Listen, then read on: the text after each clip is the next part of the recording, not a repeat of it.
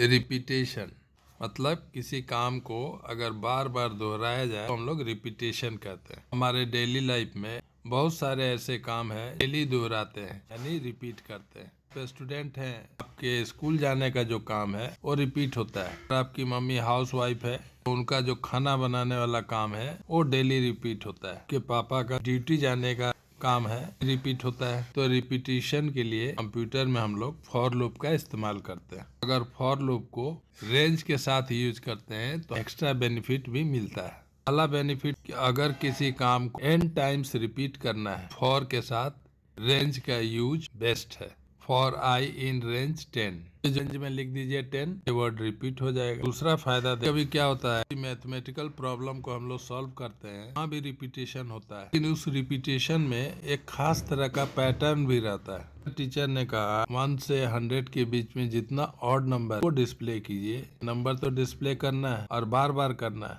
लेकिन कंडीशन लगा हुआ है। 1 के बाद 2 नहीं आना चाहिए, क्या आना चाहिए 3 के बाद 5 के बाद 7। पैटर्न क्या है, फर्स्ट नंबर में जब 2 ऐड कीजिएगा या 2 से जंप करा दीजिएगा तब नेक्स्ट नंबर मिलेगा। इस तरह का जब पैटर्न हो तो भी रेंज बेस्ट है। ये डेटा को स्टोर नहीं करता है, फॉर्मूला को स्टोर करता है। 3 स्टेप में करता है। फर्स्ट वैल्यू कॉमा दीजिए, लास्ट वैल्यू कॉमा, पैटर्न लिख दीजिए कि जंप कितना से करना है, कि आपका सारा ऑड नंबर डिस्प्ले हो गया। इसका आपको तीसरा बेनिफिट क्या मिलेगा, लाखों में नंबर्स को डिस्प्ले करवा सकते हैं। मेमोरी स्पेस तो काफी यूज कर रहा होगा। जी नहीं, मेमोरी में मात्र 3 इंटीजर का जगह लेगा। ऐसे 1 लाख चाहे 10 लाख नंबर डिस्प्ले करवाइए। ऐसा क्यों होता है कि सारे नंबर्स को एक साथ स्टोर नहीं करता है, या ऑन डिमांड एक एक करके डेटा को जनरेट करता है।